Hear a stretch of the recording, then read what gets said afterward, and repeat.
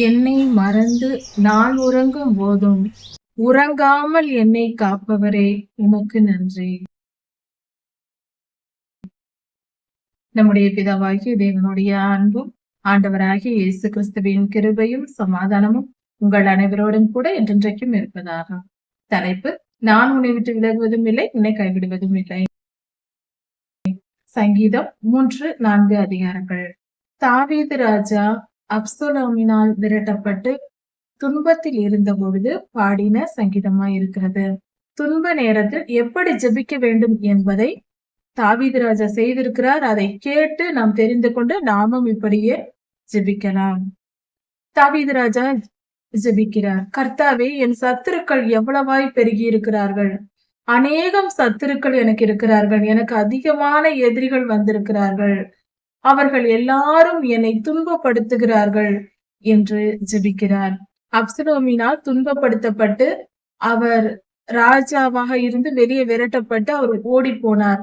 அப்பொழுது அவர் பாடுகிற பாட்டா இருக்கிறது இந்த சங்கீதம். அவர் எவ்வளவா என் எதிரிகள் பெருகி போனார்கள், அவர்கள் என்னை துன்பப்படுத்துகிறார்கள், எனக்கு எதிரிகள் அநேகம் பேர் இருக்கிறார்கள். அநேகம் பேர் என்னை என்ன சொல்லுகிறார்கள் என்றால், கர்த்தருடைய பாதுகாப்பு இவனிடத்தில் இல்லை என்று சொல்லுகிறார்கள். என்னை பற்றி சொல்லுகிறார்கள், கர்த்தர் இந்த மனிதனை பாதுகாக்கவில்லை என்று எல்லோரும் சொல்லுகிறார்கள்.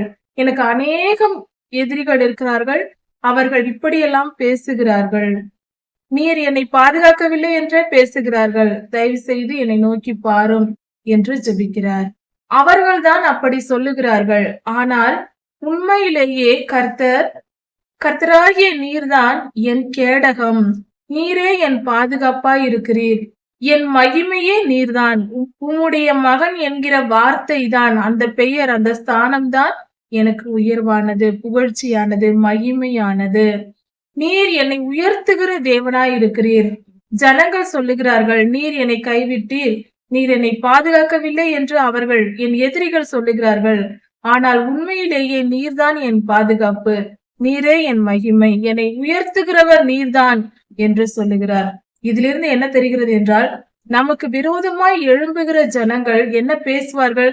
கர்த்தருடைய பாதுகாப்பு உனக்கு இல்லை, கர்த்தர் உன்னை ஆசீர்வதிக்கவில்லை என்று சொல்லுவார்கள். ஆனால் அதை கேட்டு, ஐயோ அப்படிதான், கர்த்தர் என்னை பாதுகாக்கவில்லை என்று நினைக்க கூடாது. கர்த்தரின் கேடகம், அவர் என் பாதுகாப்பு, அவரே என்னை உயர்த்துகிறவர் என்று விசுவாசிக்க வேண்டும். விசுவாசத்தை தளர பண்ணுவதே எதிரிகளின் வேலை. அப்படிப்பட்ட தளர்ச்சிக்கு நாம் இடம் கொடுக்க கூடாது. கர்த்தரிடத்தில் விசுவாசத்தில் உறுதியா இருக்க வேண்டும். இந்நாள் வரை கர்த்தர் நமக்கு செய்த காரியங்களை எல்லாம் நினைத்து பார்த்து நன்றியுள்ளவர்களா இருக்க வேண்டும். புரிந்து கொள்ள வேண்டும் கர்த்தரின் அன்பை. ஒரு சின்ன விஷயம் வந்த உடனே, ஏதாவது துன்பமோ ஏதாவது பிரச்சனை வந்த உடனே தூஷித்து விடக்கூடாது. அதைதான் இங்கு குறிப்பிடப்பட்டிருக்கிறது.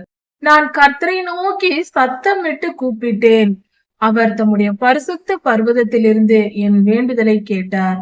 நான் கூப்பிட்டேன், கர்த்தர் என் ஜெபத்தை கேட்கிறார் என்று சொல்லுகிறார். நம்மளுடைய விசுவாசம் எப்படி இருக்க வேண்டும்?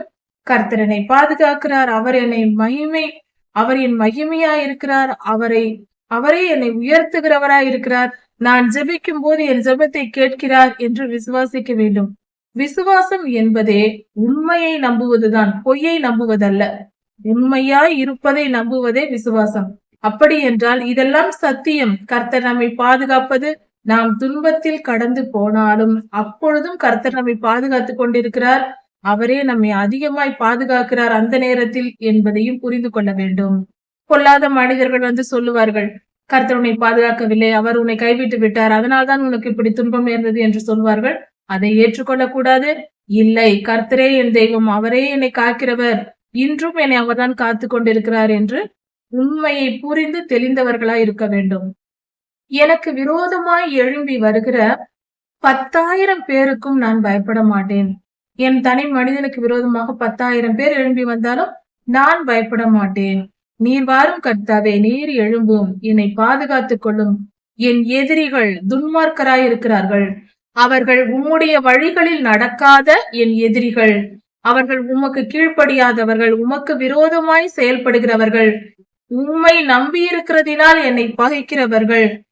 அப்படிப்பட்ட துன்மார்க்கருடைய பற்களை உடைத்து போடும், தகர்த்து போடும். என்று தாவீது ராஜா ஜெபிக்கிறார்.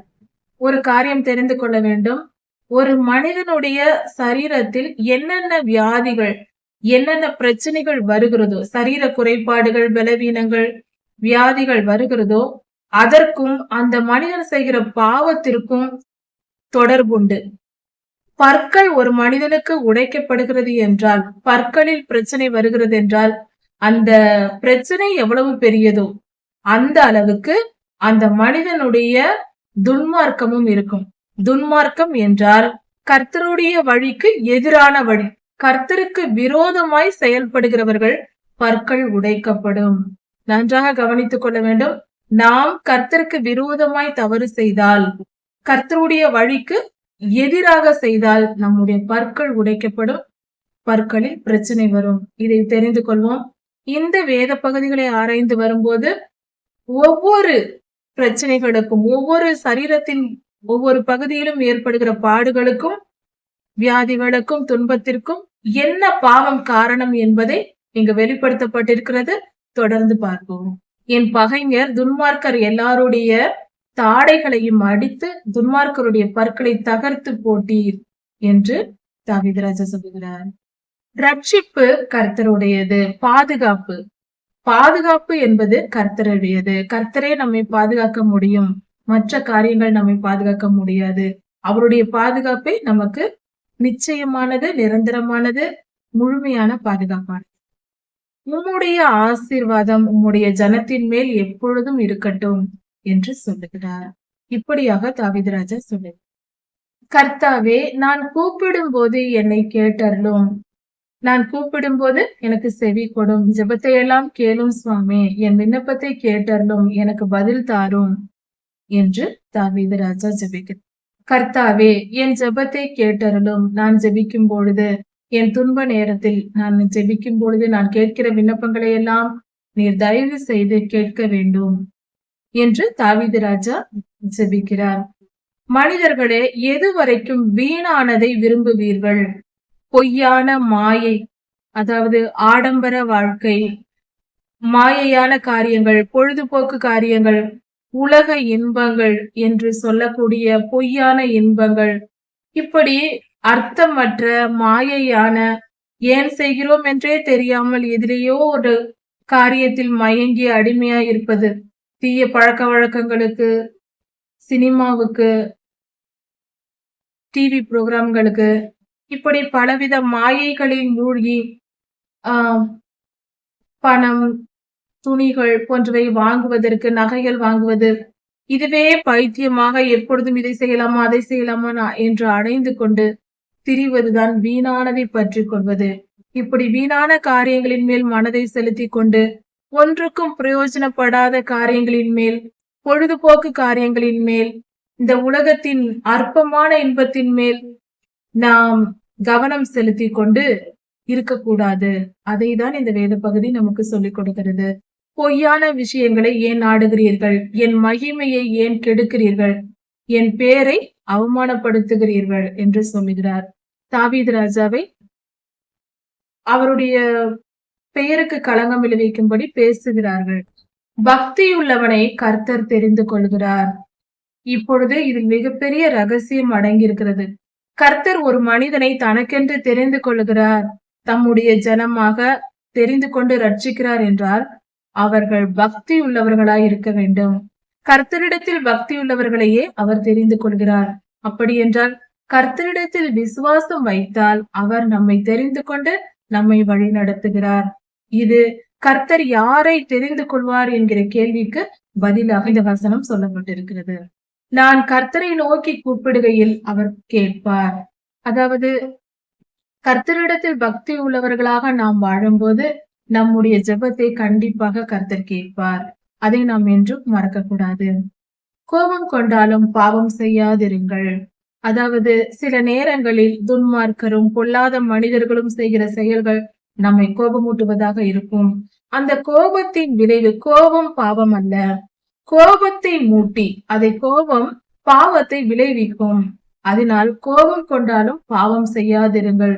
ஒருவர் நம்மை துன்பப்படுத்தி அவமானமாய் பேசி பொல்லாத ஒன்றும் நாம் செய்யாமல் இருக்கும்போது வீண் பழிகளை சுமத்தி பேசுகிறார்கள் என்றால், அவர்கள் நம்மை கோபமூட்டுகிறார்கள் என்றால், நாம் உடனே கோபம் அடைவோம். ஆனால் கோபம் அடைந்தாலும் சற்று நிதானிக்க வேண்டும். இது பொல்லாத ஆவியினால் வந்த செயல். அதனால் நாம் ஜாக்கிரதை உள்ளவர்களாக, வேண்டுமென்றே நம்மை கோபமூட்டுகிறார்கள், நம்மை பாவம் செய்ய தூண்டுகிறார்கள் என்பதை புரிந்து கொண்டு, ஞானமாய் நடந்து, அமைதியை அடைந்து கொண்டு, கோபத்தை விட்டு அமைதி அடைந்து, நம் மனதை சாந்தப்படுத்திக் கொண்டு பாவம் செய்யாமல் இருக்க வேண்டும். கர்த்தர் சகலத்தையும் பார்த்து கொண்டுதான் இருக்கிறார். யாருக்கு என்ன செய்ய வேண்டும் என்பதை அவருக்கு தெரியும். அதனால் நாம் அமைதியாய் இருக்க கற்றுக்கொள்வோம். கோபம் வந்தாலும் கூட பாவம் செய்ய வேண்டாம். பதிலுக்கு பதில் எதுவும் செய்ய தேவையில்லை. இதில் தாவீது ராஜா நமக்கு ஒரு ஆலோசனை தருகிறார். கர்த்தருடைய ஆவியானவர் இந்த இடத்தில் நமக்கு ஒரு ஆலோசனை தருகிறார். கோபம் வரும்பொழுது நாம் என்ன செய்ய வேண்டும் என்றால், நாம் நம்முடைய படுக்கையில் அமர்ந்து கொண்டு, நாம் உட்கார்ந்து கொண்டு, நாம் இருதயத்தில் பேசிக் கொண்டிருக்க வேண்டும்.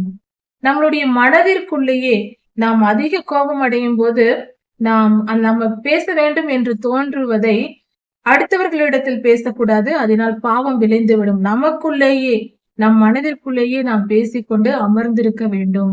மற்றதை கர்த்தர் பார்த்துக் கொள்வார். இது விஞ்ஞான பூர்வமாகவும் நம் டென்ஷன் அடையாமல் நம் இருதயத்தை பாதுகாத்துக் கொள்ள உதவும். அந்த கோபம் தணிந்து விடும். நாம் பேசிக்கொண்டிருக்கும் பொழுது மற்றவர்களையும் காயப்படுத்தாது. கர்த்தர் நீதி உள்ளவர். அவரவர் செய்கிற தீமைக்கு அவரவருக்கு கர்த்தர் நீதியாய் நியாயம் தீர்ப்பார். நாம் விசுவாசத்தோடு கர்த்தரின் நம்பிக்கை வைத்து அமைதி அடைய வேண்டும். நீதியின் வழிகளை செலுத்தி கர்த்தர் மேல் நம்பிக்கையாயிருங்கள். இப்படி நம்மை யாராவது கோபமூட்டினாலும், நம்மை கொடுமைப்படுத்தினாலும், நாம் நீதியை விட்டுவிடக் கூடாது. நீதியாய் நடந்து, எது நடந்தாலும் நாம் நீதியை விடக்கூடாது. அநியாயம் செய்ய போய்விடக்கூடாது, அக்கிரமம் செய்ய போய்விடக்கூடாது. இவர்களுக்கு இதான் வழி, என்னையா இப்படி செய்து விட்டாய், நான் உனக்கு பதிலுக்கு பதில் தீமை செய்து விடுவேன் என்று தீமை செய்ய போய்விடக்கூடாது. நீதியின் வழிகளை செலுத்தி சமாதானமாய் அமைதியாய் இருக்க வேண்டும். கர்த்தர் பார்த்துக் கொள்வார். அவருக்கு இடம் கொடுக்க வேண்டும்.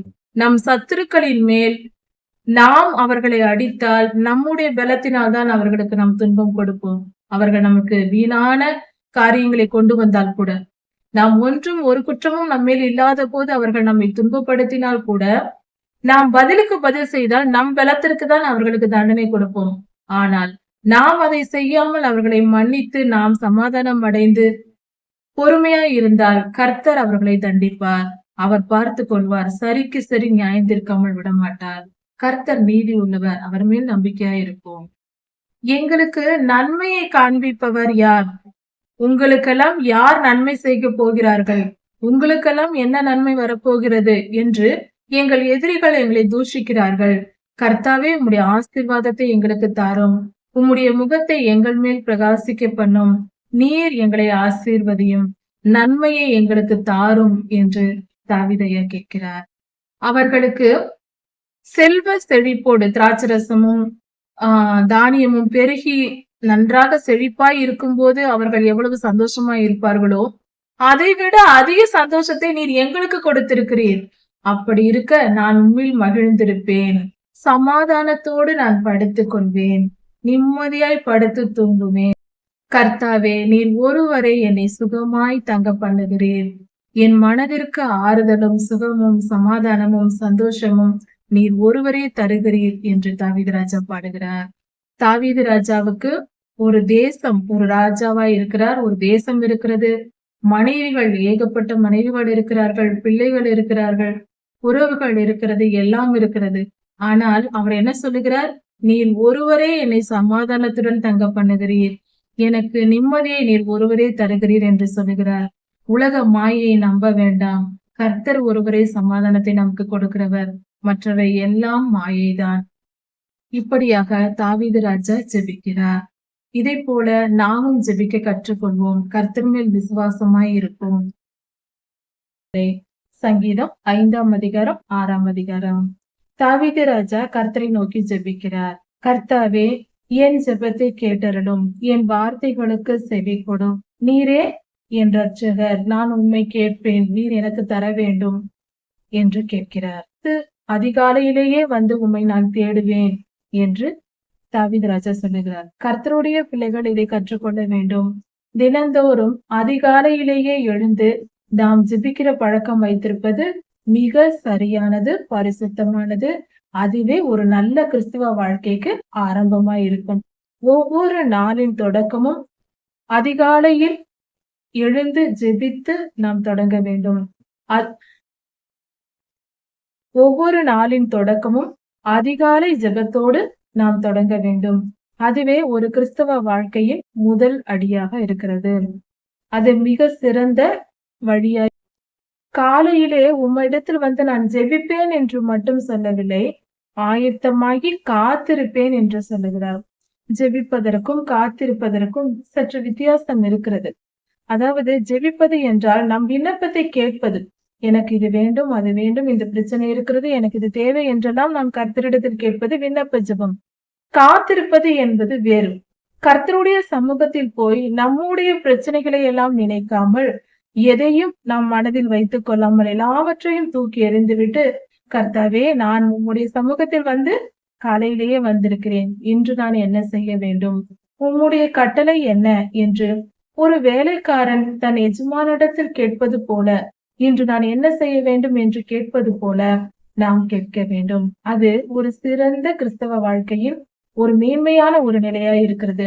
கர்த்தருக்கு கீழ்ப்படிந்து நம்முடைய தேவைகளை நம் மனதில் தோன்றுவதையே கேட்டுக்கொண்டிருக்க கூடாது. எப்பொழுதும் கர்த்தர் ஒன்றும் ஏடிஎம் மெஷின் அல்ல, கேட்பதை இது வேண்டும் அது வேண்டும் என்று கேட்டு கேட்டு பணத்தை பெற்றுக் கொள்வதற்காக. நாம் பணம் வேண்டும், ஆசீர்வாதம் வேண்டும் என்று ஆசீர்வாதம் தரும் ஏடிஎம் மெஷின் அல்ல. அதை நாம் புரிந்து கொள்ள வேண்டும். கர்த்தரை அப்படி நாம் நினைக்க கூடாது, அப்படி நினைத்து செயல்படக்கூடாது. நாம் கர்த்தரிடத்தில் போய் காத்திருக்க வேண்டும். கர்த்தாவே, நான் என்ன செய்ய வேண்டும் சொல்லும் என்று கேட்க வேண்டும். அவர் சித்தத்தை நாம் செய்ய வேண்டும். நம்முடைய விருப்பத்தை எல்லாம் நீர் இதை செய்யும், அதை என்று செய்யும், இதை ஏன் செய்தீர், அதை ஏன் செய்தீர் என்று கேள்வி கேட்பது இது தவறு. அதை செய்யும், இதை செய்யும் என்று கட்டளை கொடுப்பதும் தவறு. விண்ணப்பம் தான் வைக்க வேண்டும். அதுவும் ஓரிரு வார்த்தைகள், 5 நிமிடம் போதும். நம்முடைய தேவைகளுக்காக நாம் ஜெபிப்பது அதுவும் தேவையில்லை. நாம் நீதியின் பாதையில் நடக்கும் பொழுது கர்த்தரை எல்லாவற்றையும் சந்தித்து விடுவார். அதனால் நமக்கு கேட்கிற வேலையே இருக்காது. அப்படி நீங்கள் கேட்க வேண்டும் என்றாலும் 5 நிமிட ஜெபம் போதுமானது. அதிகாலையில் எழும்பி கர்த்தருடைய சமூகத்தில் காத்திருந்து, நான் என்ன செய்ய வேண்டும் கர்த்தாவே, நீர் எனக்கு சொல்லும் என்று காத்திருக்க வேண்டும். அப்பொழுது கர்த்தர் நமக்கு சொல்லிக் கொடுப்பார். வேதத்தை எடுத்து தியானிக்க வேண்டும். அப்பொழுது வேத வசனங்கள் மூலமாகவும் கர்த்தர் நம்ம இடத்தில் பேசுவார். அதுதான் காத்திருத்தல். அப்படிதான் தாவீது அதிகாலையில் காத்திருந்தார், தேவ சமூகத்தில் ஜெபித்து வேதத்தை தியானித்துக் கொண்டிருந்திருக்கிறார். நீர் துன்மார்க்கத்தில் பிரியப்படுகிறவர் அல்ல, உம்முடைய வழிகளை விட்டு விலகுகிறவர்கள், உம்முடைய வார்த்தைக்கு கீழ்ப்படியாதவர்களை நீர் விரும்ப மாட்டீர் என்று தாவீது ராஜா சொல்கிறார். கர்த்தர் தமக்கு கீழ்ப்படியாதவர்களை, அடங்காதவர்களை, அவர் பேச்சை கேட்டு நடக்காமல் அவருக்கு விரோதமாய் நடக்கிறவர்களை அவர் விரும்ப மாட்டார். அவர்கள் மேல் பிரியம் வைக்க மாட்டார். அவர்கள் விண்ணப்பத்தை எல்லாம் கேட்டு அவர்களுக்கு பதில் கொடுத்து கொண்டு இருக்க மாட்டார் என்பதை புரிந்து கொள்ள வேண்டும். தீமை உம்மிடத்தில் சேர்வதில்லை. தீயவர்களை கர்த்தர் சேர்த்து கொள்ள மாட்டார். தீமை செய்ய அனுமதிக்க மாட்டார். தீமை செய்ய ஆசீர்வதிக்க மாட்டார். தீமை அவருக்கு பிடிக்காது, அக்கிரமம் அவருக்கு பிடிக்காது. அவருடைய வழிகளை நடப்பவர்களையே அவர் ஆசீர்வதிப்பார், பாதுகாத்துக் கொள்வார். வீம்புக்காரரை உம்முடைய கண்கள் பார்த்து கொண்டிருப்பதில்லை. உம்முடைய கண்களுக்கு முன்பாக அவர்கள் நிலை நிற்க முடியாது. இந்த காரியத்தை நான் இப்படி செய்தே தீர்வேன், இந்த காரியத்தை நான் இப்படி செய்ய மாட்டேன், இது இப்படிதான் நடக்கும் என்றெல்லாம் வீம்பு பேசக்கூடாது. அக்கிரமக்காரர் உமக்கு முன்பாக நிற்பதில்லை. அக்கிரமக்காரர்களை கர்த்தர் வெறுக்கிறார் என்று சொல்லப்பட்டிருக்கிறது. பொய் பேசுகிறவர்களை கர்த்தர் அழித்து போடுவார். அவர்கள் அழிந்து போவார்கள். பொய் பேசுகிறவர்கள் நிரந்தரமாய் நிம்மதியாய் இருக்க முடியாது. அவர்களை அழித்து போடுவார் கர்த்தர் என்று வேதம் சொல்லுகிறது. இரத்த பிரியனையும் சூதுள்ள மனுஷனையும் கர்த்தர் அருவருக்கிறார். இரத்த பிரியர்கள் என்றால் கொலை செய்வது, வெட்டுவது, குத்துவது போன்ற காரியங்களில் வன்முறை செய்கிறவர்களை கர்த்தர் விரும்ப மாட்டார். சூதுள்ளவர்கள் அப்படி என்றால் கிரிமினலாய் வேலை செய்வார்கள். இதை இப்படி செய்ய வேண்டும், அதை எப்படி செய்ய வேண்டும் என்று சூட்சுமம் வைத்துக் கொண்டு திட்டமிட்டு பலவித திட்டங்கள் போட்டு தீமை செய்வார்கள். அப்படிப்பட்டவர்கள் சூதுள்ளவர்கள். இரத்த பிரியர்கள் என்றால் தீவிரவாதிகள், வன்முறையாளர்கள், என் குடும்பங்களில் கூட வன்முறைகளை செய்கிறவர்கள் உண்டு. எப்பொழுதும் சண்டையிடுவது, அடிப்பது, திட்டுவது போன்ற காரியங்களை செய்கிறவர்கள் யோசித்து தீமை செய்து கொண்டிருப்பார்கள். அப்படிப்பட்டவர்கள் கர்த்தர் வெறுக்கிறார். அவர்களை கர்த்தர் விரும்ப மாட்டார். அவர்கள் விண்ணப்பங்களை கேட்க மாட்டார். அவர்களை அருவருக்கிறார். ஆனால் நானோ பக்தியுடன் உம்முடைய சமூகத்தில் உம்முடைய கிருபையுடன் உம்முடைய ஆலயத்திற்கு வந்து சமாதானமாய் உம்மை தொழுது கொள்வேன், உமக்கு ஆராதனை செய்வேன். ஆனால் நாம் கர்த்தருடைய ஆலயத்தில் அவருடைய கிருபையினால் அவரிடத்தில் சேர்ந்து கர்த்தருக்கு ஆராதனை கர்த்தருடன் மனமகிழ்ச்சியா இருக்க வேண்டும். ஆனால் நாமோ கர்த்தருடைய கிருபையினாலே அவருடைய ஆலயத்திற்கு சென்று பயபக்தியுடன் கர்த்தரை தொழுது கொள்ள வேண்டும், பணிந்து கொள்ள வேண்டும், கர்த்தருக்கு ஆராதனை செய்ய வேண்டும். கர்த்தாவே, என் சத்துருக்களின் நிமித்தம் என்னுடைய எதிரிகள் எனக்கு துன்பம் விளைவித்து என்னை பாடாய்படுத்துகிறார்கள். அவர்களுக்கு முன்பாக உம்முடைய நாம மகிமைக்காக என்னை உயர்த்தும், என்னை பாதுகாத்து கொள்ளும், என்னை ஆசீர்வதியும் என்று நாம் ஜெபிக்க வேண்டும். என்னுடைய வாழ்க்கையில் நான் செய்கிற செயல்களுக்கு என் வாழ்க்கையின் வழியில் எல்லா வழிகளையும் செவ்வைப்படுத்தும். நான் செய்கிற காரியங்களை என் வாழ்க்கையில் என் ஒவ்வொரு நாளையும் எனக்கு செம்மையான நாளாக, நல்லது நடக்கிற நாளாக, நன்மையான நாளாக மாற்றி தாரும் என்று நாம் ஜெபிக்கலாம். என்னை எதிர்த்து வருகிற என் எதிரிகள், சத்துருக்கள், அவர்கள் தொண்டை திறக்கப்பட்ட பிரேத குழி. அப்படி என்றால் துர்நாற்றத்துடனும் அவர்கள் மிகுந்த தீயவர்களாய் இருக்கிறார்கள். அவர்கள் இருதயம் மிகவும் கேடுபாடு உள்ளது. அவர்கள் வாயில் உண்மையே இல்லை, எல்லாம் பொய் பேசுகிறார்கள். அப்படிப்பட்டவர்களாய் அவர்கள் இருக்கிறார்கள். கர்த்தாவே, அவர்களிடமிருந்து என்னை காப்பாற்றும் என்று ஜெபிக்கிறார். கர்த்தாவே, நீர் அவர்களை குற்றவாளிகளாக தீர்ப்பு செய்யும். நீர் அவர்களை குற்றவாளிகள் என்று சொல்லும். அவர்களுடைய ஆலோசனைகளினாலே அவர்கள் விழும்படி, அவர்கள் எனக்கு எப்படிப்பட்ட தீமை செய்ய நினைத்தார்களோ, என்னவெல்லாம் திட்டமிட்டார்களோ அதெல்லாம் அவர்களுக்கே நடக்கட்டும் என்று சொல்லுகிறார். அதாவது எஸ்தர் புஸ்தகத்தில் ஆமான் மொர்தெகாய்க்காக செய்த தூக்கு மரத்தில் ஆமானையே தூக்கி விட்டார்கள். அது போல தாவீது ராஜாவும் ஜெபிக்கிறார். எனக்கு அவர்கள் செய்ய நினைக்கிற தீங்கு அவர்களுக்கே வரட்டும் சுவாமி என்று ஜெபிக்கிறார். கர்த்தாவே, அவர்கள் எனக்கு விரோதமாக அல்ல, உமக்கு விரோதமாய் கலகம் பண்ணினார்களே. தாவீது ராஜா ஜெபிப்பது தன்னுடைய எதிரிகளின் நிமித்தம் அல்ல, கர்த்தருடைய எதிரிகளின் நிமித்தம். கர்த்தரை எதிர்த்து அக்கிரமம் செய்கிற துன்மார்க்கரை குறித்துதான் அவர் ஜெபிக்கிறார். கர்த்தர் மேல் இருக்கிற வெறுப்பினால் தான் தாவீது ராஜாவை எதிர்க்கிறார்கள். அதை தான் அவர் அப்படி ஜெபிக்கிறார். உம்மை நம்பியிருக்கிறவர்கள் கம்பீரமாய் சந்தோஷமாய் இருப்பார்களாக, அவர்களை ஆசீர்வதியும். உம்மை நம்பி இருக்கிறவர்களை நீர் ஆசீர்வதியும் என்று சொல்லுகிறார். உம்மை நம்பி இருக்கிறவர்களை நீர் எல்லா நாளும் காப்பாற்றுவீர், அவர்களை பாதுகாத்துக் கொள்வீர். உம்முடைய நாமத்தை நேசிக்கிறவர்கள் சந்தோஷப்படட்டும். கர்த்தாவே, நீர் நீதிமானை ஆசீர்வதித்து காருண்யம் என்னும் கேடகத்தினால் அவரை மறைத்துக் கொள்ளும், அவனை சூழ்ந்து கொள்ளும் என்று சொல்லுகிறார். அதாவது உம்மை நம்பியிருக்கிறவர்கள், உம் நாமத்தை நேசிக்கிறவர்கள், உம்மேல் பிரியமாய் இருக்கிறவர்கள் எப்பொழுதும் சந்தோஷமாய் இருக்கட்டும் ஆண்டவரே, அவர்களை பாதுகாத்து கொள்ளும், காத்து கொள்ளும் என்று தாவீது ராஜா ஜெபிக்கிறார். கர்த்தாவே, உம்முடைய கோபத்திலே என்னை கடிந்து கொண்டு, அப்படி என்றால் கண்டித்து என்னை தண்டிக்க வேண்டாம், நீர் என் மேல் கோபப்பட வேண்டாம் என்று தாவீது ராஜா ஜெபிக்கிறார். அப்படி கண்டிப்பது, தண்டிப்பது என்றால், கடிந்து கொள்வது என்றால் திட்டுவதல்ல. திட்டுவது என்பது தூஷிப்பது. கடிந்து கொள்ளுதல் என்றால் கண்டித்து நடத்துவது, கண்டனம் தெரிவிப்பது. நீங்கள் செய்வது தவறு, இது சரியில்லை என்று சொல்வது கண்டிப்பது. அது தவறான காரியம் அல்ல. தூஷிப்பது தவறான காரியம். திட்டுவது என்பது தவறான காரியம், பாவம். அது பொல்லாதவனின் செயல். கடிந்து கொள்வது என்பது கண்டிப்பது, கண்டனம் தெரிவிப்பது என்றும் சொல்லலாம். தண்டிப்பது என்பது தண்டனை கொடுப்பது, செய்த தவறுக்கு தண்டனை கொடுப்பது. அப்படி என்னை கண்டித்து தண்டிக்க வேண்டாம் சுவாமி, என்னை காப்பாற்றும் என்று கேட்கிறார். கர்த்தாவே, என் மேல் இரக்கமாயிரும். அதாவது தாவீது ராஜா ஜெபிக்கிற ஜெபம், என் மேல் இரக்கமாயிரும், நான் பலனற்று போனேன், என் எலும்புகளெல்லாம் நடுங்குகிறது என்று சொல்லுகிறார். அவர் சரீரத்தில் ஏதோ வியாதி வந்து மிகவும் கஷ்டப்பட்டு கொண்டிருக்கிறார். அந்த சமயத்தில் கர்த்தாவே மனது இறங்கும் அப்படி என்று ஜெபிக்கிறார். எதுவரைக்கும் எவ்வளவு நாள் நான் இப்படியே இருப்பது? வேதனை தாங்காமல் தாவீது ராஜா புலம்புகிறார். என் மேல் இரக்கமாயிரும். எதுவரைக்கும் இப்படியே இருப்பேர்? என் மேல் கோபமாகவே இருக்கிறீரே, என்னை காப்பாற்றும். கோபமாய் இராதேயும், என்னை காப்பாற்றும். எனக்காக இரங்கும். என் ஆத்துமா வியாகுலப்படுகிறது. நான் மனம் உடைந்து கிடக்கிறேன். மிகவும் வேதனையாய் இருக்கிறது. எனக்கு இரக்கம் காட்டும் என்று தாவீது ராஜா தாழ்மையோடு கர்த்தரிடத்தில் வேண்டுதல் வைக்கிறார். உம்முடைய கிருபையின் நிமித்தம் நான் நீதிமான் என்றல்ல, உம்முடைய கண்களில் கிருபை கிடைத்தது. உம்முடைய அன்பு, நீர் என்னை நேசிக்கிறதினால் கேட்கிறேன். உம்முடைய கிருபை எனக்கு இருப்பதினால் நான் கேட்கிறேன். என்னை காப்பாற்றும். மரணத்தில் உம்மை நினைவு கூறுவதில்லை, பாதாளத்தில் உம்மை நினைப்பவரும் இல்லை. பாதாளத்தில் இருப்பவர்கள் உம்மை நினைக்கப் போகிறார்களா? அது இல்லை. அதே போல நான் மரணம் அடைந்த பின்பு உம்மை நோக்கி நினைக்க முடியுமா? என்னால் நினைக்க முடியுமா?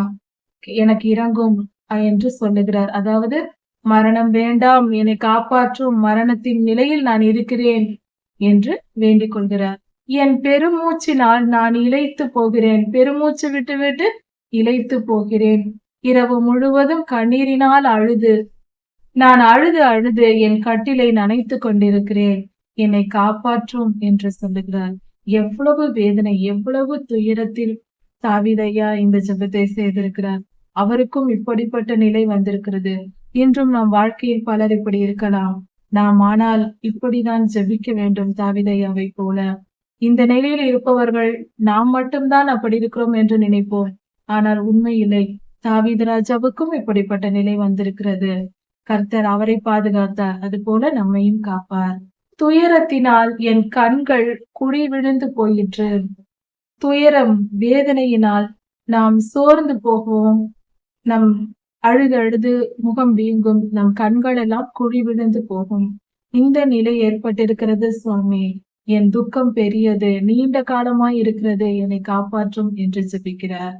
என் சத்துருக்களினால் என் கண்கள் குழி விழுந்து போயிற்று. என் கண்கள் மங்கி போயிற்று. என் சத்துருக்களினால் எனக்கு இப்படி வந்தது. அக்கிரம செய்கைக்காரர்களே, என்னை விட்டு அகன்று போங்கள். கர்த்தரின் ஜெபத்தை கேட்டார் என்று சொல்லுகிறார். நீங்கள் எல்லாம் பொல்லாதவர்கள், நீங்கள் எல்லாம் விலகி போங்கள். கர்த்தரின் ஜெபத்தை கேட்டார், அவர் என்னை காப்பாற்ற போகிறார். போங்கள் நீங்கள் என்று விரட்டி அடிக்கிறார். தங்கள் சத்துருக்களை அவர்கள் விருப்பத்திற்கு இடம் கொடுக்காமல் மேற்கொண்டு ஜெயித்து வருகிறார். தாவீது ராஜாவின் மன வலிமை இது.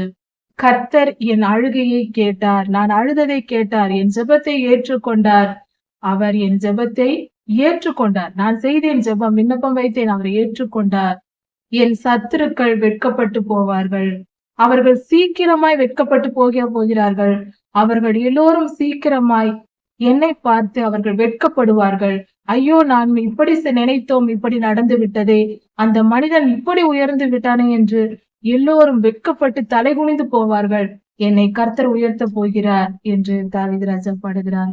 இப்படியாக தாவீது ராஜா கர்த்தரிடத்தில் முழு இருதயத்தோடு அன்பு கூர்ந்து அவர் எழுதின விண்ணப்பங்கள், பாடல்கள் இவை. இதே மனநிலையில் நாம் இருக்க வேண்டும். இந்த வேத பகுதிகளை ஆராய்வோம். கர்த்தரை நாம் அறிந்து கொள்வோம். கர்த்தரிடத்தில் எப்பொழுதும் எந்த நிலையிலும் அன்போடு நாம் இருப்போம். அவரை அண்டிக் கொள்வோம். அவர் நம்மை காக்கிற தேவன், ஒருபோதும் கைவிட மாட்டார். நான் உன்னை விட்டு விலகுவதும் இல்லை, உன்னை கைவிடுவதும் இல்லை என்று சொல்லி இருக்கிறாரே, மறக்க வேண்டாம். கர்த்தர் நம்மை காக்கிறவர். சங்கீதம் 7ஆம் அதிகாரம். தாவீது ராஜா ஜெபம் செய்கிறார். கர்த்தாவே, என் சத்துருக்கள் பெருகி இருக்கிறார்கள். கர்த்தாவே, உம்மை நம்பி இருக்கிறேன். என்னை காப்பாற்றும். என்னை துன்பப்படுத்துகிற எல்லோருக்கும், எனக்கு தீமை செய்கிறவர்கள், என்னை வேதனைப்படுத்துகிற எல்லோரிடத்திலிருந்தும் என்னை காப்பாற்றும். அவர்கள் சிங்கம் பிடித்து கொண்டு போவது போல என்னை பிடித்து, என்னை காப்பாற்ற யாரும் இல்லை என்றால் அவர்கள் அழித்து போடுவார்கள். என்னை அவர்கள் அழித்து விடுவார்கள். அப்படி நடக்காதபடிக்கு நீர் என்னை காப்பாற்றும். அவர்கள் கையில் என்னை விட்டு விடாதேயும், என்னை காத்துக்கொள்ளும் என்று ஜெபிக்கிறார். தாவீது ராஜா மேலும் ஜெபிக்கிறார். கர்த்தாவே, நான் என்னோடு சமாதானமாய் இருந்தவனுக்கு நான் தீமை செய்திருந்தால் எனக்கு ஒரு தீங்கும் செய்யாமல் என்னை நம்பி என்னோடு சமாதானமாய் நிம்மதியாய் இருந்தவர்களுக்கு நான் ஏதாவது தீமை செய்திருந்தால், அப்படி ஏதாவது நான் செய்திருந்தேனா? அப்படி செய்திருந்தாலோ, அல்லது காரணம் இல்லாமல் என் சத்ருவானவனுக்கு, எந்த காரணமும் இல்லாமல் எனக்கு எதிரியாய் இருப்பவனுக்கு நான் போய் கொள்ளையிட்டேனா? எனக்கு எந்த தீங்கும் செய்யாதவர்களுக்கு நான் போய் அவர்களுக்கு நான் தீங்கு செய்திருந்தால், அப்படி நான் ஏதாவது செய்திருந்தால், என்னோடு சமாதானமாயிருந்தவர்களுக்கு நான் தீமை செய்திருந்தாலும், காரணம் இல்லாமல் எந்த தீமையும் செய்யாத என் சத்ருவுக்கு நான் போய் கொள்ளையிட்டு அவர்களுக்கு துன்பத்தை கொடுத்திருந்தாலும், அப்படி ஏதாவது நான் செய்திருந்தால் என்னை நீர் தண்டியும், நான் உம்முடைய தண்டனையை ஏற்றுக்கொள்கிறேன் என்று சொல்லுகிறார். அப்படி நான் செய்திருந்தால் என் எதிரி என்னை பிடித்து என் பேரை கெடுத்து, அதாவது எனக்கு அவ பெயர் உண்டு பண்ணினாலும் பரவாயில்லை, என்னை பிடித்து என்னை கொன்று போட்டாலும் நான் ஏற்றுக்கொள்கிறேன். நான் அப்படி ஏதாவது செய்தேனா? நான் நீதி தவறி நடந்தேனா? இல்லையே ஆண்டவரே, நான் ஒரு தீமையும் செய்யவில்லை, நீதி தவறவில்லை என்று தாவீது ராஜா சொல்லுகிறார். கர்த்தாவே, என்னுடைய எதிரிகள் எப்படி வருகிறார்கள் பாருங்கள், என்னை எப்படியெல்லாம் துன்பப்படுத்துகிறார்கள், அவர்கள் எப்படியெல்லாம் பேசுகிறார்கள், எவ்வளவு அவமானப்படுத்துகிறார்கள், எனக்கு எவ்வளவு கேடு செய்கிறார்கள், என்னால் தாங்க முடியவில்லையே. இவ்வளவையும் பார்த்து கொண்டிருக்கிற நீர் எவ்வளவு கோபமாய் இருப்பீர். அந்த கோபத்தோடு எழுந்து வாரும் சுவாமி, எனக்காக வந்து அவர்களோடு யுத்தம் செய்யும், என்னை நீர் காப்பாற்றும். நியாய தீர்ப்பை நியமித்து வைத்திருக்கிறீரே, நியாய தீர்ப்பு செய்ய போகிறீரே, அவர்கள் எவ்வளவு மூர்க்கமாய் இருக்கிறார்கள் என்று பாரும், அவர்கள் எவ்வளவு கொடுமையாய் என்னிடத்தில் நடந்து கொள்கிறார்கள் என்று பாரும். நீர் எவ்வளவு கோபமாய் இருக்கிறீர் என்று எனக்கு தெரியும். நான் ஒரு தவறும் செய்யவில்லை, அவர்களோ என்னை மிகவும் கடுமையாக கொடுமையாக நடத்துகிறார்கள். இதையெல்லாம் பார்த்து நீர் கோபமாய் இருக்கிறீர். அந்த கோபத்தோடே வாரும், என்னை காப்பாற்றும், அவர்களுக்கு நீதி செய்யும், நியாய தீர்ப்பை நீர் வைத்திருக்கிறீரே, அந்த நியாய தீர்ப்பை கொடும் என்று தாவீது ராஜா ஜெபிக்கிறார். கூட்டம், ஜனங்கள் எல்லாம் உம்மை சூழ்ந்து கொள்வார்கள். மீண்டும் உன்னதத்திற்கு எழுந்தருளும் ஆண்டவரே என்று சொல்லுகிறார். கர்த்தர் ஜனங்களுக்காக நியாயம் செய்வார். கர்த்தர் நீதி உள்ளவர். நியாயத்தின்படி ஜனங்களுக்கு அவரவர் செய்த நன்மை தீமைக்கு பலன் தருகிறவராய் இருக்கிறார். அப்படி இருக்கிறவரே, எனக்கு என்னுடைய நீதியின்படி எனக்கு நியாயம் செய்யும். நான் எவ்வளவு நேர்மையாய் நடந்திருக்கிறேன், நீதியின் பாதையில் நடந்திருக்கிறேன். நான் அக்கிரமம் செய்யவில்லை, நான் அநியாயம் செய்யவில்லை, நீதியாய் நடந்திருக்கிறேன். நான் செய்த நீதிக்கு எனக்கு பலன் தாரும் என்று கேட்கிறார். அப்படி என்றால் இவர் எவ்வளவு உத்தமமாய் வாழ்ந்திருக்கிறார் தாவீது ராஜா.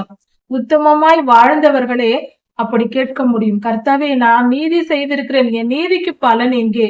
நான் இவ்வளவு நன்மை செய்திருக்கிறேனே, நான் இவ்வளவு நன்மை செய்திருக்கிறேன், நீதியாய் நடந்திருக்கிறேனே, அதற்கு ஏற்ற பலனை எனக்கு கொடும் என்று தாவீது ராஜா ஜெபிக்கிறார்.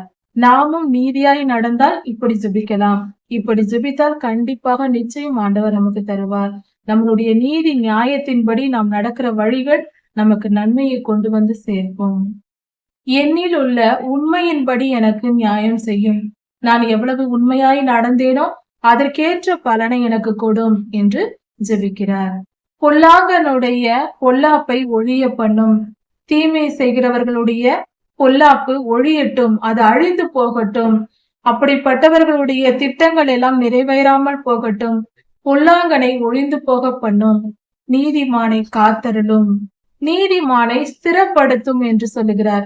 நீதிமானை நன்றாக பலப்படுத்தும், அவருடைய வாழ்க்கையில் அவர் நிலைத்திருக்கும்படி செய்யும் என்று தாவீது ராஜா ஜெபிக்கிறார். நீதியுள்ள தேவனாய் இருக்கிற நீர் மனிதனுடைய இருதயங்களை, மனிதனுடைய உள்ளத்தில் என்னென்ன நினைக்கிறார்கள், நன்மை நினைக்கிறார்களா, தீமை நினைக்கிறார்களா, அவர்கள் இருதயத்தில் சூது இருக்கிறதா, கபடமாய் இருக்கிறார்களா, உண்மையாய் இருக்கிறார்களா என்பதையெல்லாம் நீர் ஆராய்ந்து பார்க்கிற தேவன். உள்ளங்களை ஆராய்ந்து பார்த்து நீர் பதில் தருகிறவர். அப்படிப்பட்டவரிடத்தில் நீ உம்மிடத்தில் என்னுடைய கேடகம் இருக்கிறது, என்னுடைய பாதுகாப்பு நீராய் இருக்கிறீர், என் இருதயத்தை நன்கு நீர் அறிந்திருக்கிறீர், உம்மால் பார்க்க முடியும், அதனால் எனக்கு சந்தோஷம் உண்டு. நீர் என் இருதயத்தை பார்க்கிறீர், நிச்சயம் என்னை பாதுகாப்பீர் என்று நம்பிக்கையோடு சொல்லுகிறார். தேவன் நீதியுள்ள நியாயாதிபதி. தேவன் நீதியுள்ளவர். அவர் மிகவும் நீதியுள்ள ஒரு நியாயாதிபதியா இருக்கிறார். ஜட்ஜா இருக்கிறார். அவர் நீதிபதி. நீதியாய் நியாயம் தீர்ப்பார்.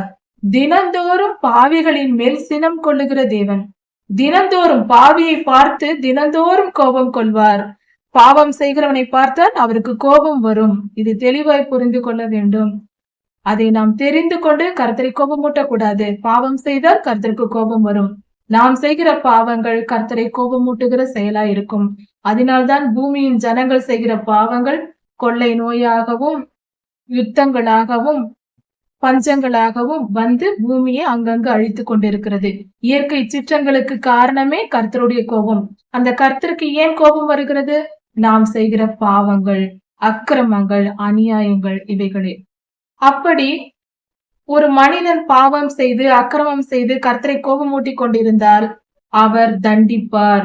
அவர் தம் வில்லை நாணேற்றுவார். அப்படி என்றால் அவர் கஷ்டத்தை தண்டனை கொடுப்பார் என்று பொருள்.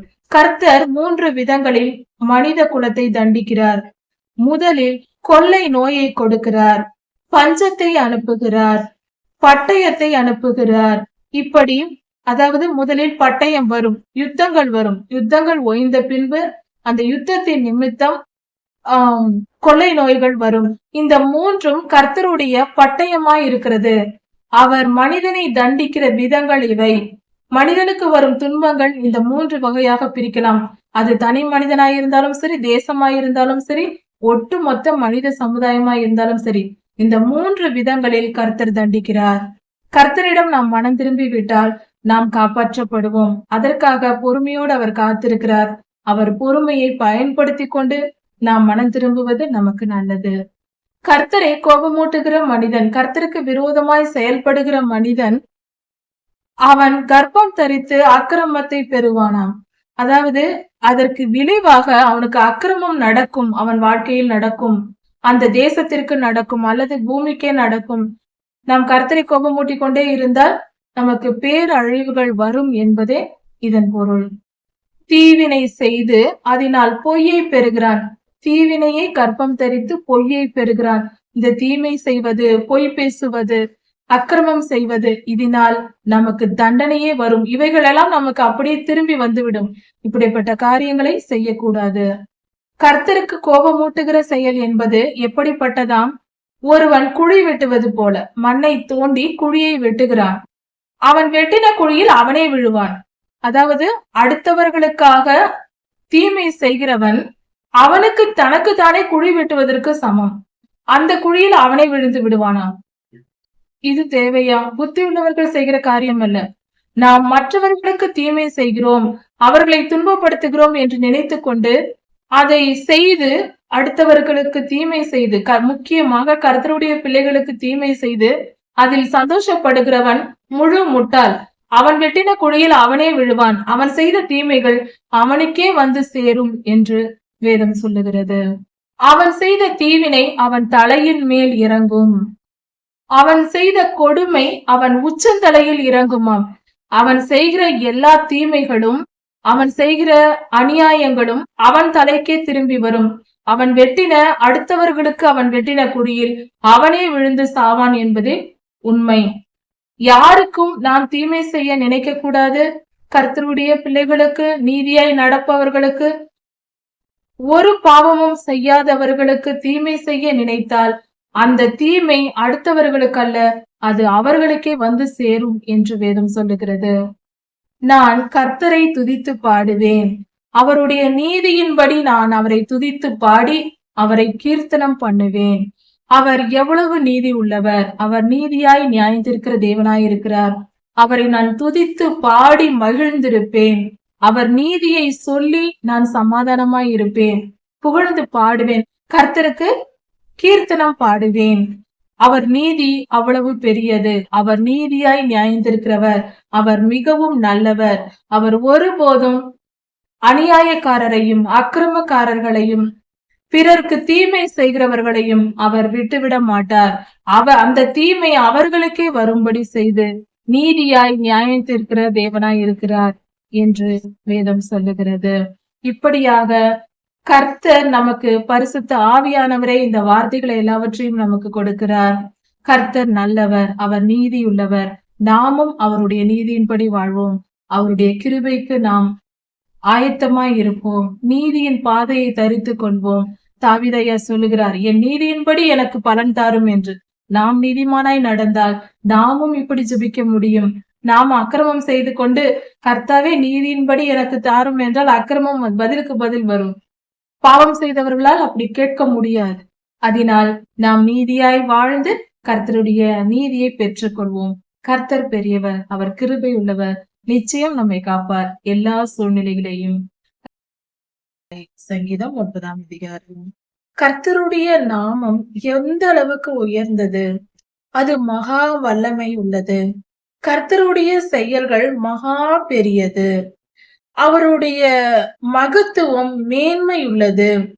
வானங்களுக்கு மேலாக கர்த்தர் தம்முடைய மகத்துவத்தை வைத்திருக்கிறார். கர்த்தருடைய மகத்துவம் என்பது கர்த்தருடைய புகழ்ச்சிக்கு ஏற்ற செயல்கள். வானத்திற்கு மேலே ஒரு இடம் இருக்கிறது என்று பொருள். நாம் பொதுவாக அண்ணாந்து பார்த்து இது வானம் என்று சொல்லுகிறோம். மேலே இருக்கிற ஸ்தலத்திற்கு வானம் என்று சொல்லுகிறோம். ஆதியாகமம் 1ஆம் அதிகாரத்தில் கர்த்தர் வானத்தை எப்படி படைத்தார் என்று சொல்லப்படும் போது, அந்த வேத பகுதியை தியானிக்கும் போது, கர்த்தர் தண்ணீரை இரண்டாக பிளந்தார், இரண்டாக பிரித்தார். அப்படி பிரித்து அதற்கு நடுவே வானத்தை ஆகாய விரிவை வைத்தார். அதற்கு வானம் என்று பெயரிட்டார் என்று சொல்லப்பட்டிருக்கிறது. அந்த ஆகாய விரிவிலே 4ஆம் நாள் சிருஷ்டிப்பில் பார்க்கும்போது, கர்த்தருடைய ஆகாய விரிவிலே அவர் சூரியனையும் நட்சத்திரங்களையும் மற்ற கோள்களையும் வைத்தார் என்று சொல்லப்பட்டிருக்கிறது. அப்படி என்றால் இந்த சூரியன், நட்சத்திரங்கள், மற்ற கோள்கள் இவைகள் எல்லாம் இருக்கும் இடம் வானம் என்று சொல்லப்படுகிறது. அப்படி என்றால் இந்த வானத்தை தாண்டி போனால், இன்றும் நம்முடைய விஞ்ஞான வளர்ச்சியினால் மிக நீண்ட தூரம் வரைக்கும் சென்று பல கேலக்சிகளையும் பல பல ஆயிரக்கணக்கான ஒளி ஆண்டுகள் தூரம் சென்று அங்கு போய் கூட நாம் பார்த்து வருகிறோம். ஆனாலும் இன்னும் இந்த யூனிவர்ஸினுடைய எல்லையை நாம் பார்க்க முடியவில்லை. இப்படி அதன் எல்லையை நம்மால் பார்க்க முடியாத நிலையில் தான் நாம் இன்னும் இருக்கிறோம், போய்கொண்டே இருக்கிறோம். ஆனால் அது இன்னும் எவ்வளவு பெரியதா இருக்கிறது என்று சொல்ல முடியவில்லை. அந்த எல்லையை நம்மால் பார்க்க முடியவில்லை. பல டெலஸ்கோப்கள் மூலமாக பார்த்தும் இன்னும் அதன் எல்லையை பார்க்க முடியவில்லை. வேதம் இந்த இடத்தில் சொல்லுகிறது, அந்த வானத்திற்கு மேலாக கர்த்தர் தம்முடைய மகத்துவத்தை வைத்தார். அப்படி என்றால் வானத்திற்கு மேலாகவும் ஒரு இடம் இருக்கிறது. அதாவது இந்த சூரிய நட்சத்திரங்கள் இருக்கிற இடங்கள் எல்லாம் தாண்டி போனால் வேறு ஏதோ ஒரு இடம் இருக்கிறது என்று இந்த வேத பகுதியை வைத்து ஆராயும் பொழுது வேதத்தின்படி நாம் புரிந்து கொள்கிறோம். கர்த்தருடைய மகத்துவம் அங்கு காணப்படுகிறது. கர்த்தருடைய புகழ்ச்சி அங்கு காணப்படுகிறது. அப்படி என்றால் அங்கு மேன்மையான செயல்களை கர்த்தர் அங்கு செய்து வைத்திருக்கிறார். அப்படி பார்க்கும் பொழுது நாம் எந்த அளவுக்கு மனிதன் சிறியவன் என்பதை நாம் யோசித்து பார்க்க வேண்டும். இந்த சங்கீதத்தில் அதான் கொடுக்கப்பட்டிருக்கிறது. வானத்து நட்சத்திரங்கள் அவ்வளவு பெரிய நட்சத்திரங்கள், கற்பனைக்கும் எட்டாத அளவுக்கு. சூரியனும் ஒரு வித நட்சத்திரம்தான். இப்படி எல்லாம் பார்க்கும்போது அதனுடைய அனலின் தன்மை, அக்னியின் தன்மை, அதனுடைய அளவு, அதனுடைய வலிமை போன்ற காரியங்களை எல்லாம் பார்க்கும்போது அதை நினைத்து பார்க்கவும் ஆச்சரியமாய் அற்புதமாய் இருக்கிறது. தெரிந்து வைத்துக் கொள்ள வேண்டும், நம் பூமி எத்தகையது, வானத்தில் உள்ள கிரகங்கள் எப்படி செயல்படுகிறது, அதை குறித்து விஞ்ஞானம் என்ன கண்டுபிடித்திருக்கிறது. இதையெல்லாம் வான மண்டலத்தை குறித்து சற்று நாம் விஞ்ஞானம் என்ன சொல்லுகிறது என்பதை ஆராய்ந்து தெரிந்து கொள்வது, கொஞ்சம் புரிந்து கொள்ள முயற்சி பண்ணுவது நமக்கு நல்லது. அதனால் நம்முடைய மனம் தெளிவடையும். நாம் எவ்வளவு சிறியவர்கள் என்பதும், கர்த்தர் எவ்வளவு பெரியவர் என்பதும், நாம் எங்கு இருக்கிறோம், நம்மளுடைய முகவரி என்ன, நம்மளுடைய தெரு பெயரும் வீட்டின் பெயரும் நம்முடைய ஊர் பெயரும் நம் முகவரி அல்ல, அதற்கு மேலாக இருக்கிறது. இது பூமி என்பதே ஒரு சிறு வீடு போல. இன்னும் வெளியே போய் பார்த்தால் எவ்வளவோ இருக்கிறது. அந்த ஆச்சரியங்களையும் அற்புதங்களையும் நாம் தெரிந்து வைத்துக் கொள்வது நல்லது. அப்பொழுதுதான் கர்த்தர் எவ்வளவு பெரியவர். இந்த இடத்தில் விஞ்ஞான வளர்ச்சி இல்லாத அந்த காலத்திலேயே தாவீதையா எழுதி வைத்திருக்கிறார். எந்த அளவுக்கு எழுதியிருக்கிறார் பாருங்கள். வானங்களுக்கு மேலாக உம்முடைய மகத்துவத்தை வைத்தீர். அந்த காலத்தில் இவர்கள் எல்லாம் இன்று நாம் இன்டர்நெட் மூலம் தெரிந்து கொள்ளும் காரியங்களை எல்லாம் அவர்கள் தரிசனங்கள் மூலமாக தெரிந்திருக்கிறார்கள். அது இன்னும் மிக தெளிவாக இருக்கும். அதாவது கர்த்தர் தம்முடைய பிள்ளைகளுக்கு, தாம் நேசிக்கிற பிள்ளைகளுக்கு இப்படிப்பட்ட காரியங்களை விளக்குகிறார். இன்றும் நடக்கிறது, அன்றும் நடந்திருக்கிறது. கர்த்தர் வான மண்டலங்களை குறித்தும் கிரகங்களையும் பக்கத்தில் வைத்து காட்டியிருக்கிறார். இப்படியாக பல அனுபவங்கள் பல ஊழியர்களுக்கு உண்டு. வானத்தின் மேலே ஏறி சென்று நிலாவை பக்கத்தில் நின்று நிலா அளவுக்கு நம்மளுடைய ஆவியை பெரிதாக்கி அதன் அளவுக்கு பெரிதாக்கி நம்மை காட்டுவார். சில நேரங்களில் நட்சத்திரங்களை நம் பக்கத்தில் இருக்கிறது போல அந்த நட்சத்திரங்களின் அளவுக்கு நாம் பெரிய அளவாய் மாறிவிடுங்க. அப்படி அதை நாம் பார்க்க செய்வார். நம்மை பெரிதாக்கி நம் கண்களை, நம்மளுடைய அறிவை பெரிதாக்கி அப்படி பார்க்க செய்வார். இது மிக அற்புதமான செயலாய் இருக்கிறது.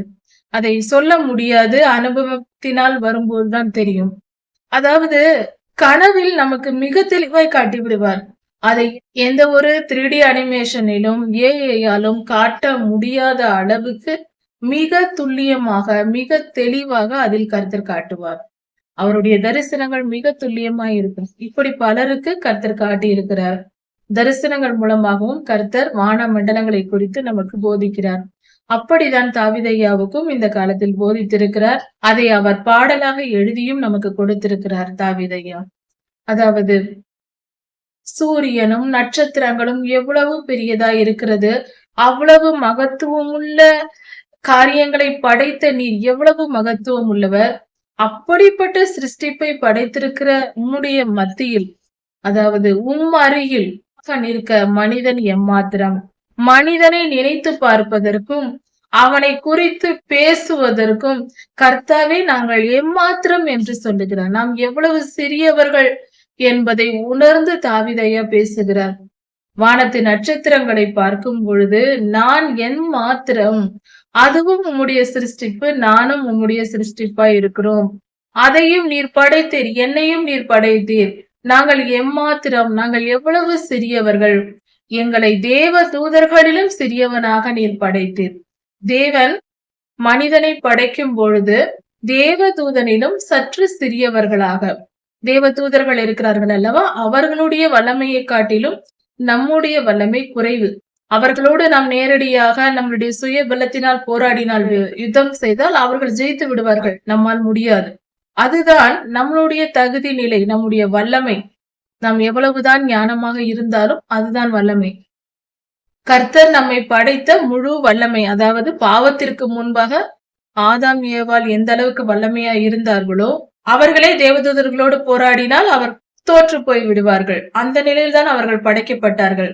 ஆனால் அவர்கள் பாவம் செய்த பின்பு மேலும் நம்மளுடைய மூளையின் செயல்திறன் 100% தான் வேலை செய்கிறது. 90% அதன் பலனை நாம் பயன்படுத்துவதில்லை என்று சொல்லப்பட்டிருக்கிறது.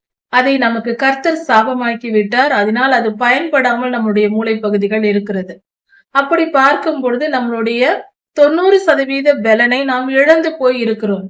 இந்த நிலையில் நாம் எந்த அளவுக்கு தேவதூதர்களை விட மிக சிறியவர்களாக இருக்கிறோம் என்பதை புரிந்து கொள்ள வேண்டும்.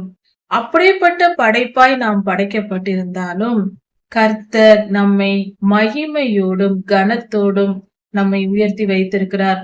அவர் சொல்லுகிறார், என்னுடைய சாயலாய் படைக்கப்பட்டவன் மனிதன், அவனை நான் மேன்மையாக வைப்பேன் என்று சொல்லுகிறார். என்னுடைய சிங்காசனத்தில் நான் உட்கார வைப்பேன் என்று சொல்லுகிறார். அவ்வளவு சிறியவராய் படைக்கப்பட்டு மிகப்பெரிய பதவியில் நம்மை உட்கார வைக்க ஆண்டவர் ஆசைப்படுகிறார். அதற்கு நாம் செய்ய வேண்டியது என்ன? பரிசுத்தம் தான். பரிசுத்தம் என்பதே முக்கியமாயிருக்கிறது. நம்மிடத்தில் உள்ள கரை திரைகள் அகற்றப்பட்டு நாம் சுத்திகரிக்கப்பட வேண்டும். சாதாரணமாக நாம் சமையலுக்கு உபயோகப்படுத்தக்கூடிய தானியங்களை கூட எடுத்து சுத்தப்படுத்தி பயன்படுத்துகிறோம், அல்லது சுத்தப்படுத்தியே நாம் வாங்கி வந்து பயன்படுத்துகிறோம். எப்படியோ நம்முடைய உணவுப் பொருட்களை நாம் சுத்திகரிப்பது என்பது மிக மிக அவசியமானது. இதை எல்லோரும் செய்கிறோம். நாம் ஒரு பழங்களை வாங்கி வந்தாலும் கூட அதை சுத்தப்படுத்தி கழுவி அதன் பின்பே உண்கிறோம். சாதாரண மனிதன், மண்ணில் பிறந்த மனிதர்களாகிய நாம் உட்கொள்ளும் உணவு பரிசுத்தமாய் இருக்க வேண்டும் என்று நாம் விரும்பி இப்படியெல்லாம் செய்கிறோமே. கர்த்தரால் படைக்கப்பட்ட மனிதர்களாகிய நாம் கரைதிரை இல்லாதவர்களாக பரிசுத்த இருதயத்தோடு கர்த்தர் அன்பாகவே இருக்கிறார். அவரைப் போல நாமும் அன்பானவர்களாய் மாறி அவருக்கேற்ற பரிசுத்தத்தை நாம் அடைய வேண்டும் என்று கர்த்தர் விரும்புகிறார். அதில் தவறென்ன இருக்கிறது? கர்த்தர் நம்மிடம் எதிர்பார்ப்பது பரிசுத்தமாய் இருக்கிறாளா என் மகள், என் மகன் பரிசுத்தமாய் இருக்கிறானா என்றே பார்க்கிறார். அவருடைய எதிர்பார்ப்பு நாம் பரிசுத்தமாய் இருக்க வேண்டும் என்று. ஏனென்றால் நாம் பரிசுத்தமாய் இருந்தால் மட்டுமே பிழைத்திருக்க முடியும். நாம் பாவம் செய்தால் கர்த்தருடைய கோபம் மூண்டு அவர் நம்மை அழித்து விடுவார். நம்மை சுத்திகரிக்கவே கர்த்தர் விரும்புகிறார். அதை புரிந்து கொண்டு நாம் நடக்க வேண்டும். கர்த்தர் பெரியவராய் இருக்கிறார். அவர் மகா பெரியவர். அவர் மகா வல்லமை உடையவர். அவர் மகத்துவம் உள்ளவர். அவர் மிகவும் நல்லவர். அவர் மகா பெரியவர். அவரை பற்றி நம்மால் தெரிந்து கொள்ளும் அளவுக்கு நம்முடைய மூளைக்கு பலன் அல்ல. ஓரளவு கொஞ்சம் கொஞ்சம் நம் திறனுக்கேற்றபடி நாம் புரிந்து கொள்ளலாம். முயற்சி செய்ய வேண்டும். கர்த்தரை புரிந்து கொள்ள முயற்சி செய்ய வேண்டும். அவர் குணாதிசயங்களை தெரிந்து கொள்ள விரும்ப வேண்டும், கற்றுக்கொள்ள வேண்டும். ஆனால் நம்முடைய மூளைக்கு முழுமையாய் நாம் எல்லாவற்றையும் தெரிந்து கொள்ள முடியாது என்பதையும் உணர்ந்திருக்க வேண்டும். நம்மால் ஆன வரைக்கும் நாம் புரிந்து கொள்ள வேண்டும். கடல் நீரை பருகுவது போல, கடல் நீரை தாகமாயிருக்கிறது போய் நாம் குடிக்கலாம். ஆனால் எல்லா தண்ணீரையும் நம்மால் குடிக்க முடியாது என்று தாகத்தோடு கிடந்து சாக முடியாது. நம்முடைய தாகம் எந்த அளவுக்கு தீருமோ அதை மட்டும் எடுத்து குடித்துக் கொள்ளலாம். நம் தாகத்தை தீர்த்து பிழைத்துக் கொள்ளலாம். கடலளவு தண்ணீர் வைத்துக் கொண்டு இதையெல்லாம் என்னால் முடியாது குடிக்க என்று தாகத்தோடு இருப்பது நல்லதல்ல அல்லவா? புத்திசாலித்தனம் அல்ல. அப்படி இல்லாமல் கர்த்தருடைய மகத்துவத்தையும் வல்லமையையும் அவருடைய பலனையும் நம்மால் முழுமையாய் புரிந்து கொள்ள முடியாது. அவருடைய ஞானத்தை அளவில்லாத ஞானம் உடையவர், அதை புரிந்து கொள்ள முடியாது. அப்படி என்றால் எனக்கு அவரை விட்டு விலகி விடுவேன் என்று போய்விடக் கூடாது. நம்மால் ஆனவரை இதை முயற்சி செய்யும் பொழுது நம் தேவைக்கு ஏற்றபடி அவரிடத்தில் எல்லா காரியங்களும் இருக்கிறது. அதை பெற்றுக்கொண்டு நாம் உயர்த்தப்பட வேண்டும். நம்மை நாம் காத்து கொள்ள முடியும். கர்த்தரை அறிந்து கொள்ளும் பொழுது நாம் அதற்கேற்றபடி வாழ முடியும். கர்த்தரை புரிந்து கொள்ளும் போது அவருக்கு என்ன பிடிக்கும் என்பதை தெரிந்து கொண்டு அதன்படி நாம் நடக்க வேண்டும். ஒரு மனைவியானவள் தன் கணவருக்கு எது பிடிக்கும் என்று பார்த்து பார்த்து செய்து தன் கணவரினுடைய அன்பை பெற விரும்புவாள். அதே போலதான் நாமும் கர்த்தரை புரிந்து கொண்டு அவருக்கு ஏற்றபடி நாம் மாறி அவரோடு ஐக்கியமாய் இருப்போம். அதுவே சிறந்த பரிசுத்தமான வாழ்க்கையாய் இருக்கிறது. அப்படிப்பட்ட மகத்துவம் உள்ள தேவன் இந்த பூமியை படைத்தவர். அண்ட சராசரத்தையும் படைத்தார். அதே போல இந்த பூமியையும் படைத்தார். இந்த பூமியை படைத்து அதன் மேல் இருக்கிற காற்றில் பறக்கிற பறவைகளையும் நீரில் வாழும் ஜீவ ஜந்துக்கள் நீந்துவனவற்றையும் பரப்பன நீந்துவன காட்டு மிருகங்கள் நாட்டு மிருகங்கள் போன்ற எல்லாவற்றையும் படைத்தார். சிறு பூச்சிகள் எல்லாவற்றையும் கர்த்தர் படைத்தார். இந்த பூமியை நம்மிடத்தில் ஒப்படைத்தார். நீ ஆளுகை செய்து கொள், நான் உண்டாக்கினேன், நான் சிருஷ்டித்தேன், இவைகளை நீ ஆளுகை செய் என்று இலவசமாக நமக்கு கொடுத்தார். அவர் எவ்வளவு பெரியவராய் இருக்கிறார். நாம் சிறு குழந்தைகளை வளர்க்கும் பொழுது 2 வயது குழந்தையை வளர்க்கும் போது பார்த்தால் நாம் அந்த பிள்ளைகளை குளிக்க வைத்து அவைகளுக்கு தேவையான எல்லா காரியங்களையும் செய்து அழகாக அலங்கரித்து உடை உடுத்தி அதற்கு ஆகாரம் கொடுத்து திருப்தியாய் அதற்கு தேவையான எல்லா காரியங்களையும் செய்து அதன் பின்பு விளையாட்டு பொருட்களையும் எடுத்து கொடுப்போம். அதுபோல கர்த்தரும் நம்முடைய தேவைகளை எல்லாம் நிறைவாக்கி நம்மை உருவாக்கி நம் தேவைகளை எல்லாம் உருவாக்கி அதன் பின்பு அவைகள் இந்த பூமியில் உள்ள எல்லாவற்றையும் நம் கையில் வைத்துக் கொண்டு நீ சுகமாயிரு என்று சொன்னார். அவர் எவ்வளவு நல்லவராய் இருக்கிறார். அவர் நம் தகப்பன். ஒரு தாய் அன்பை காட்டிலும் மேலான அன்பு தேவ அன்பு. தேவ அன்பு உன்னதமானது, பரிசுத்தமானது, அதுவே உயர்வானது. கர்த்தருடைய நாமம் பூமி எங்கும் மேன்மையுள்ளதாய் இருக்கிறது. அது எல்லா இடத்திலும் கர்த்தருடைய நாமம் மேன்மையுள்ளதாய் இருக்கிறது. எல்லா காரியங்களிலும் கர்த்தரே புகழப்படத்தக்கவர். அவரே சர்வலோகாதிபதி. இதன் தொடர்ச்சியை அடுத்த செய்தியில் பார்க்கலாம். கர்த்தர் உங்களை ஆசீர்வதிப்பாராக. மாரநாதா.